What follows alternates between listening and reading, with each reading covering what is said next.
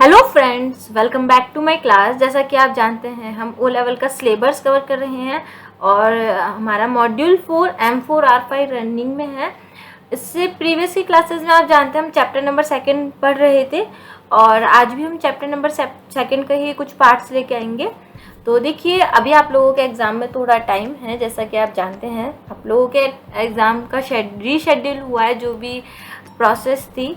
तो आप लोगों का सितंबर तक है आपका एग्ज़ाम रहेगा, तब तक हमारा सिलेबस भी कवर हो जाएगा। ठीक है, तो हम चैप्टर नंबर 2 पे थे और इससे प्रीवियस की क्लास में आप जानते हैं हमने काफ़ी टॉपिक्स कवर करे कि कितने टाइप्स की लेयर्स होती है, OSI मॉडल क्या होता है, TCP/IP मॉडल क्या होता है। अगर अभी तक आपने वो नहीं देखी है तो पहले उनको देख लीजिए ताकि आपकी नॉलेज वहाँ की इम्प्रूव हो जाए।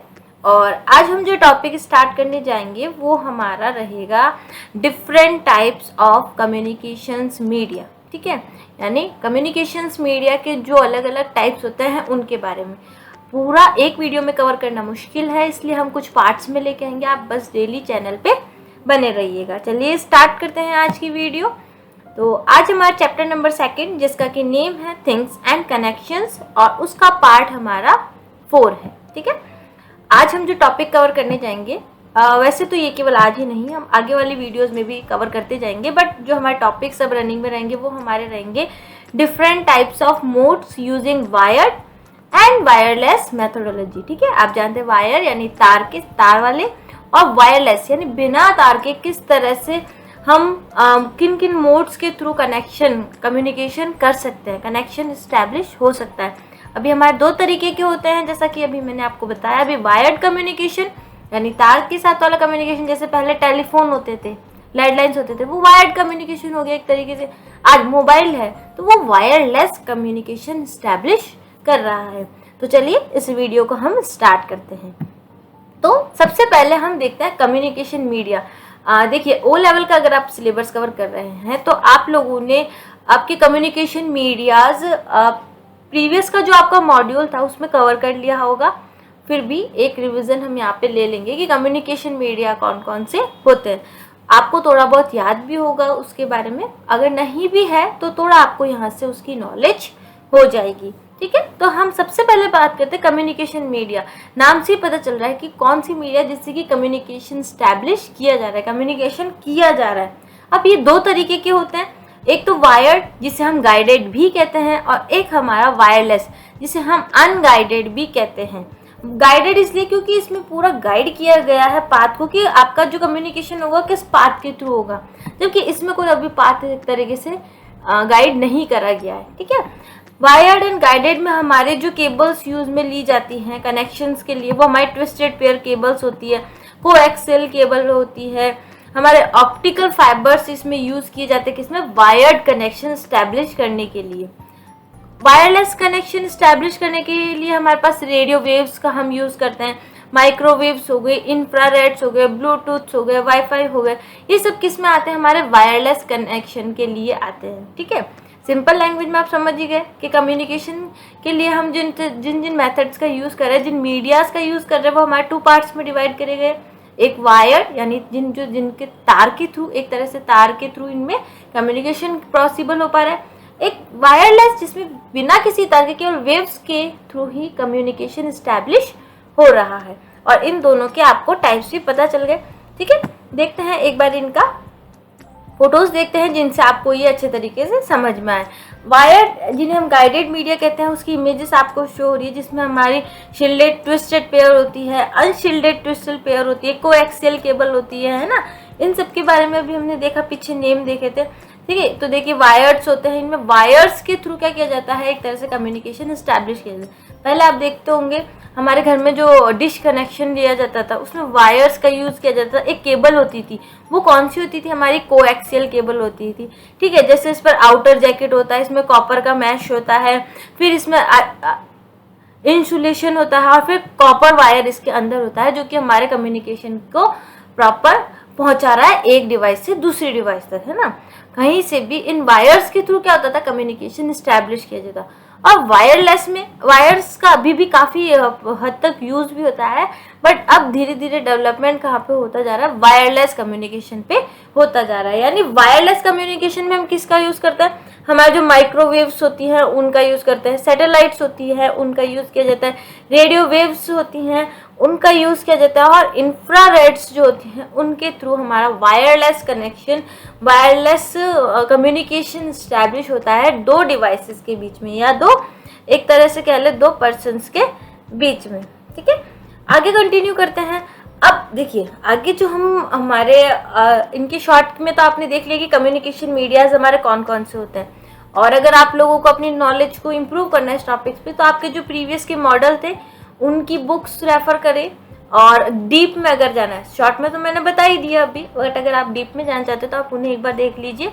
बट आपका जो IoT का सिलेबस है इसमें थोड़ा सा अप वायर्स है ना, यानी जो आपके कम्युनिकेशन मीडिया है वायर्ड एंड गाइडेड एंड जिनका, उनके बारे में थोड़ा और बताया गया है कि अगर वायर्ड कनेक्शन है तो इंटरनल आपके कौन से प्रोटोकॉल्स रहेंगे और एक्सटर्नल कौन से प्रोटोकॉल्स रहेंगे, और उनमें किस किस तरह से कनेक्शन होगा वो बताया गया।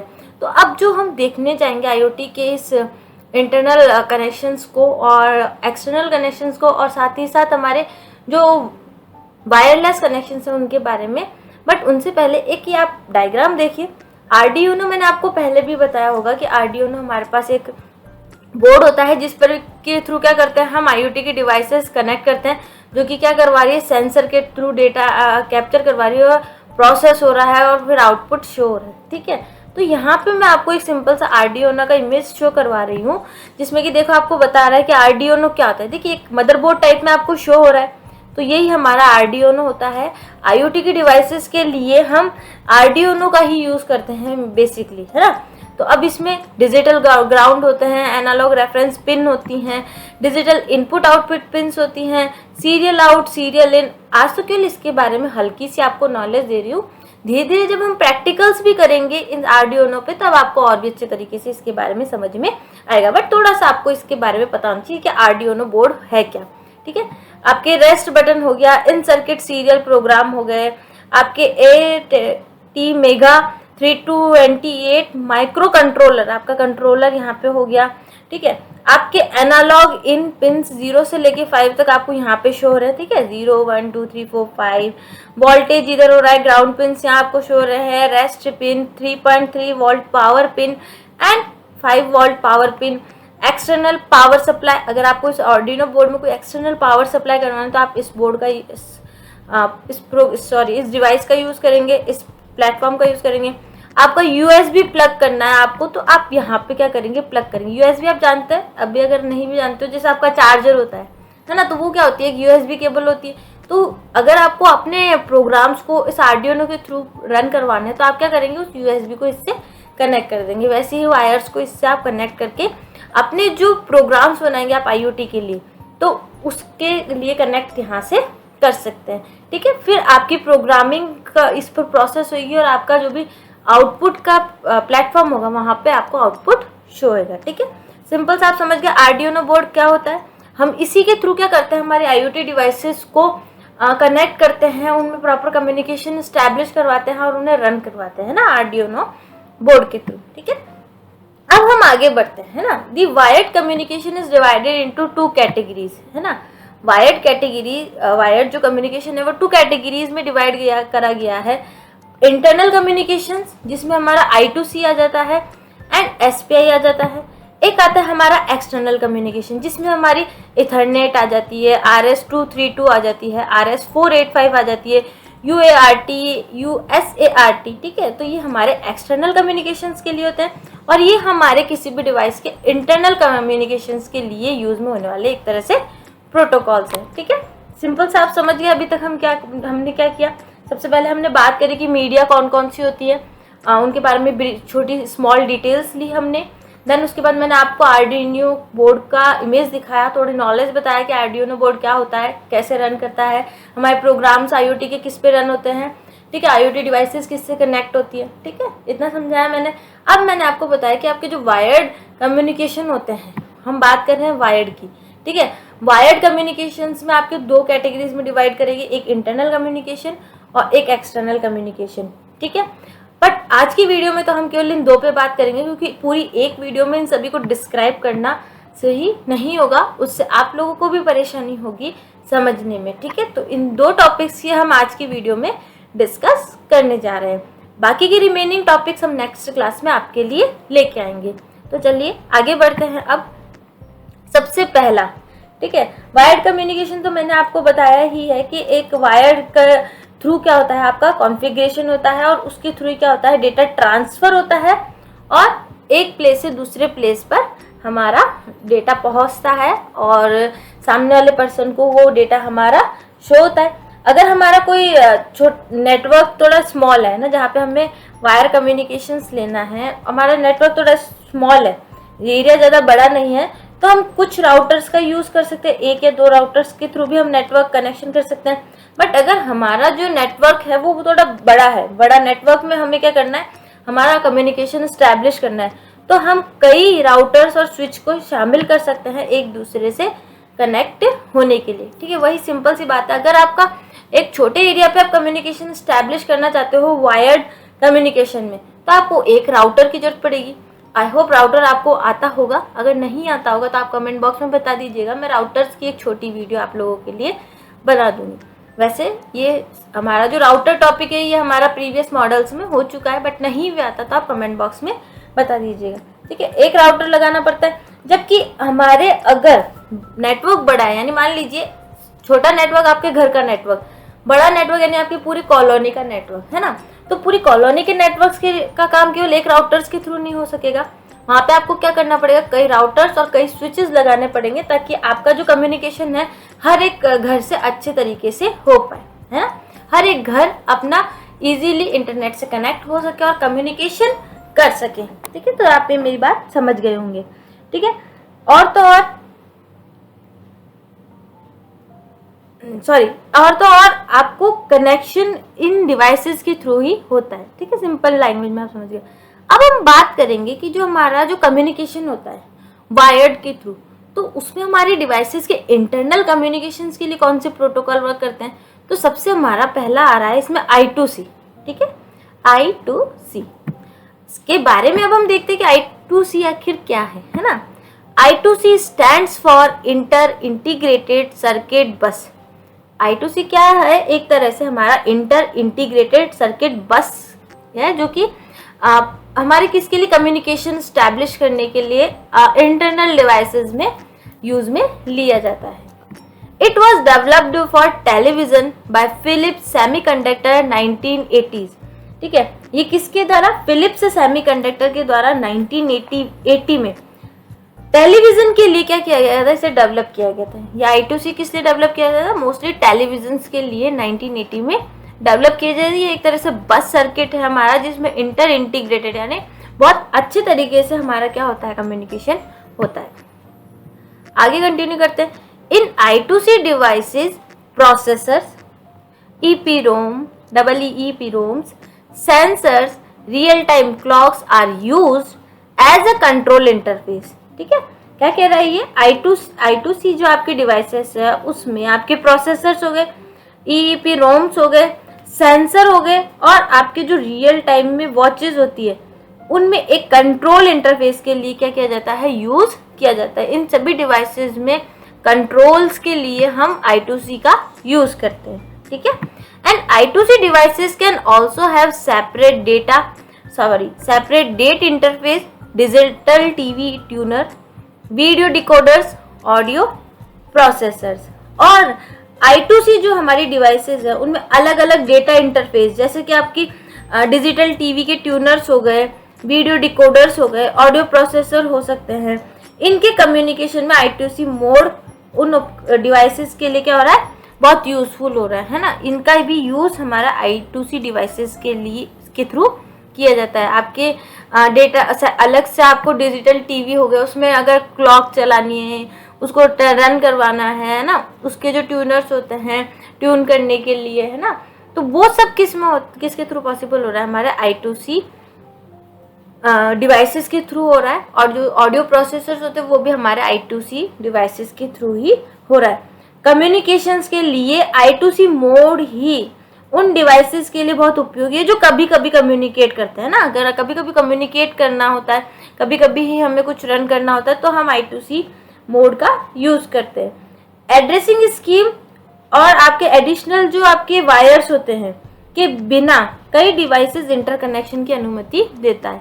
इसमें मोस्टली कुछ आपके एड्रेसिंग स्कीम को फॉलो नहीं करेगा, केवल वायर्स के का भी यूज़ नहीं करेगा, बट आपका क्या करेगा, कम्युनिकेशन इस्टेब्लिश करवा देगा आपके जितने भी स्लेव्स होंगे। अब हम इसके बारे में देखते हैं। देखिए I2C जो होता है वो हमारा इस तरह से होता है। इसमें एक मास्टर होता है जो कि हमारा माइक्रो कंट्रोलर होता है। इसमें हमारी दो केबल्स वर्क करती है, एक तो SDA और एक SCL, ठीक है। इन दो के थ्रू ही हमारे जो भी स्लेव्स होते हैं, जो भी हमारे ये कह ले अदर IoT डिवाइसेस कह लेते हैं, डिवाइसेस क्या कहला रही है हमारी यहाँ पे, स्लेव कहला रही है, और मास्टर कौन होता है, हमारा माइक्रो कंट्रोलर।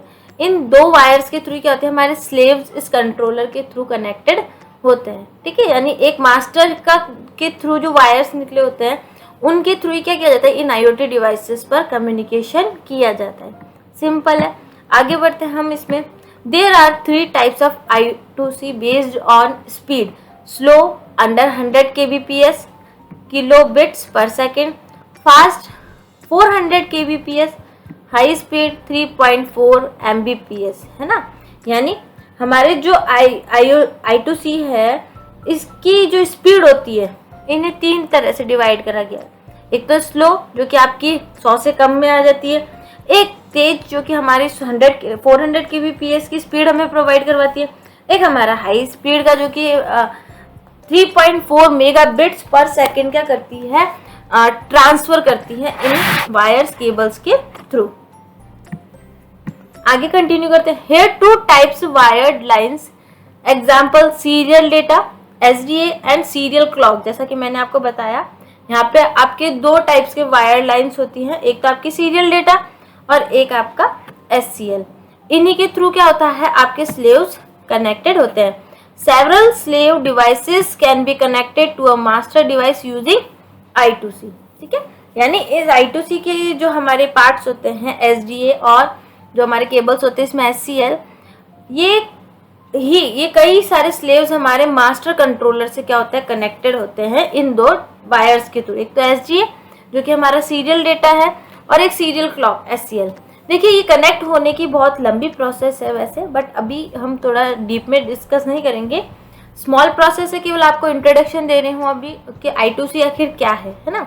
तो ये एक तरह से वायर्स हो रहे हैं जो कि हमारी कई सारे स्लेव्स को हमारे मास्टर कंट्रोलर से कनेक्ट करवा के आगे की प्रोसेसिंग के लिए यूज में ली जा रही है, ठीक है। अब हम यहाँ पे देखेंगे एक डायग्राम देखेंगे जो कि हमें बता रहा है कि ये हमारा आर्डिनो बोर्ड है, ठीक है। अब देखिए यहाँ पे ग्रीन जो हमारा वायर है वो क्या शो करवा रहा है, ग्रीन हमारा शो करवा रहा है SDA और येलो हमारा क्या शो करवा रहा है SCL, ठीक है। ये हमारे आर्डिनो बोर्ड जो कि मैंने आपको स्टार्टिंग में दिखाया था, इसीलिए दिखाया था ताकि आपको थोड़ा इसके बारे में समझ में आ जाए, ठीक है। हमारा जो आर्डिनो बोर्ड है इसके जो हमारे यहाँ पे पिंस थे, ठीक है, कंट्रोलिंग्स के पिंस थे, है ना, उनसे हमारी ये जो I2C के वायर्स थे वो क्या किए जाते हैं, हमारी IoT डिवाइसेस से कनेक्ट किए जाते हैं। तब ही हमारा जो ये डिवाइस है वो प्रॉपर वे में क्या होता है, रन होता है और हमें आउटपुट शो करवाता है, ठीक है।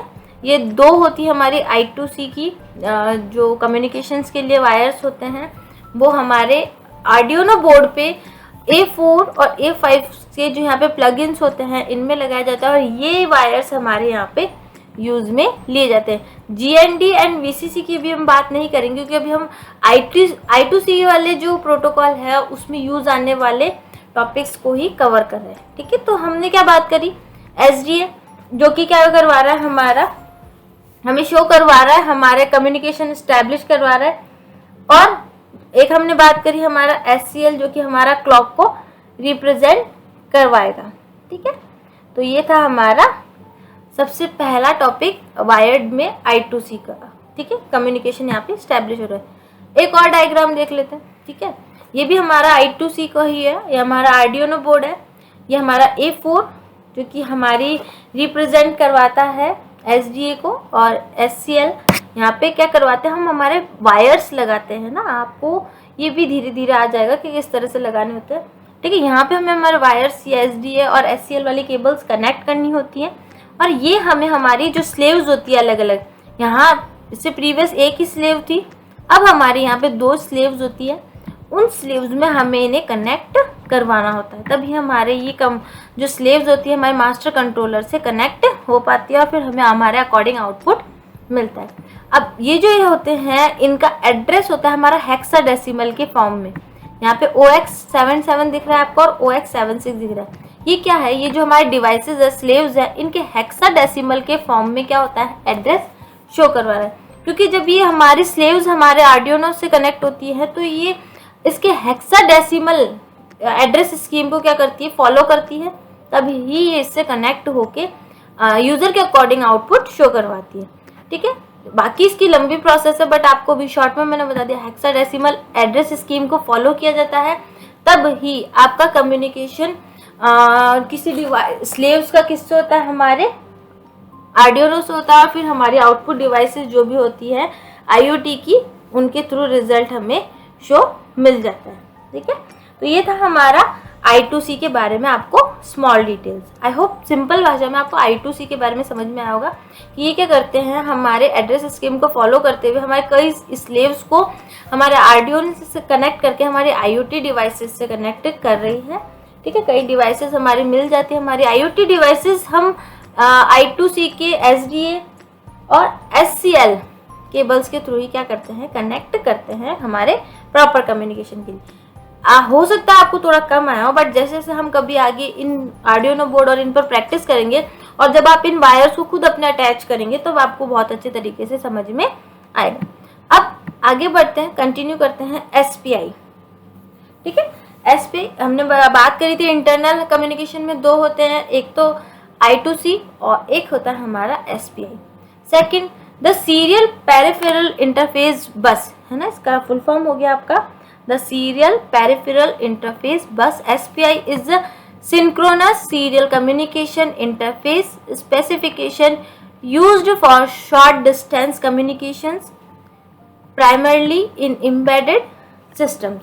ठीक है, सीरियल पेरिफेरल इंटरफेस बस एक आपका जो कह सकते हैं सिंक्रोनस सीरियल कम्युनिकेशन इंटरफेस हमें क्या करवाता है, प्रोवाइड करवाता है। ठीक है, सिंक्रोनस यानी इसको बार बार सिंक्रोनाइजेशन इसमें पॉसिबल हो पाता है, जिसका यूज हम कम डिस्टेंस के कम्युनिकेशन के लिए करते हैं, ज़्यादा डिस्टेंस के लिए नहीं।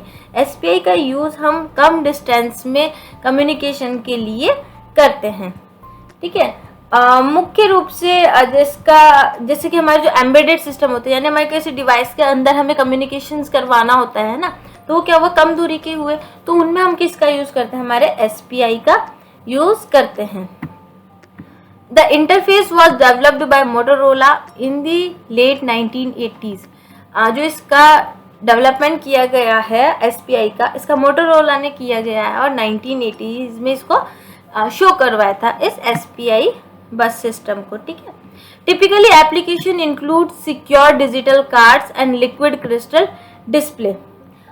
टिपिकली अगर इसमें देखा जाए तो हमारे क्या क्या होते हैं, सिक्योर डिजिटल कार्ड्स होते हैं और साथ ही हमारा लिक्विड क्रिस्टल डिस्प्ले भी इसमें शामिल होता है। जो भी हमारा SPI होता है उसके अंदर ये हमारे इंक्लूड होते हैं। स्मार्ट कार्ड डिजिटल कार्ड्स भी होते हैं और साथ ही साथ लिक्विड क्रिस्टल डिस्प्लेज भी इसमें होते हैं। SPI का अगर हम इमेज देखें तो देखिए यहाँ पे आपको एक मॉडल दिख रहा है, तो जिसमें हमारे पास एक मास्टर है और बाकी हमारे स्लेव्स हैं जो कि हमारे IoT डिवाइसेस है। अब इसमें देखिए एक तो आपको MOSI दिख रहा है, एक MISO दिख रहा है, एक SCLK दिख रहा है और फिर SS1 SS2 SS3 दिख रही है। ठीक है, MOSI देखिए हमारा स्लेव 1 से भी कनेक्टेड है, स्लेव 2 से भी कनेक्टेड है और स्लेव 3 से भी कनेक्टेड है। एक ही वायर हमारा एक एक पोर्ट से कनेक्टेड है। MIOS हमारा देखिए स्लेव 1 से कनेक्टेड है एक ही वायर, और एक ही वायर हमारा स्लेव 2 से और एक ही वायर हमारा स्लेव 3 से, यानी एक वायर्स के थ्रू क्या कर रहे हैं, हम सभी डिवाइसेस से कनेक्ट हो रहे हैं। SCLK भी हमारा देखिए एक ही वायर से स्लेव 1 स्लेव 2 एंड स्लेव 3 से कनेक्टेड है। बट जो हमारी SS1 SS2 SS3 ये हमारी सभी स्लेव्स के लिए अलग अलग डिजाइन करी गई है ना। एक वायर से केवल एक ही डिवाइस पर क्या हो रहा है, कम्युनिकेशन स्टैब्लिश हो रहा है। तो ये SPI का है। तो here slave devices have 4 connections, example SCL के, जिससे हम कहते हैं सीरियल क्लॉक, MOSI यानी मास्टर आउटपुट स्लेव इनपुट, और फिर हो गया हमारा SS यानी स्लेव सेलेक्ट। ठीक है, ये हमारा आपको शो हो गया। जैसे कि अपने प्रीवियस में देखा MOSI यानी मास्टर आउटपुट स्लेव इनपुट। ठीक है, ये क्या हो गया, मास्टर इनपुट स्लेव आउटपुट। ठीक है, ये हमारा इसका ठीक है, ये हमारा इसकी फुल डिटेल्स हो गई। First 3 pin share same line for controller but SS pin controls which slave device is active, यानी 3 जो हमारी पिन्स हैं वो सेम लाइन पर कंट्रोलर से कनेक्ट हो रहे हैं, जबकि हमारा SS पिन केवल उनसे कनेक्टेड है जो स्लेव हमारी एक्टिव है। अगर कोई हमारी स्लेव एक्टिव नहीं है, कोई IoT डिवाइस हमारी एक्टिव नहीं है, तो ये उससे कनेक्टेड नहीं होगी, उससे कनेक्शन इसका टूट जाएगा। केवल उनसे ही रहेगा जो एक्टिव रहेगी, और बाकी की हमारी हर एक डिवाइस से, हर एक स्लेव से कनेक्टेड रहती है। SPI is faster than asynchronous serial. The receive hardware can be simple shift register and it supports multiple slaves.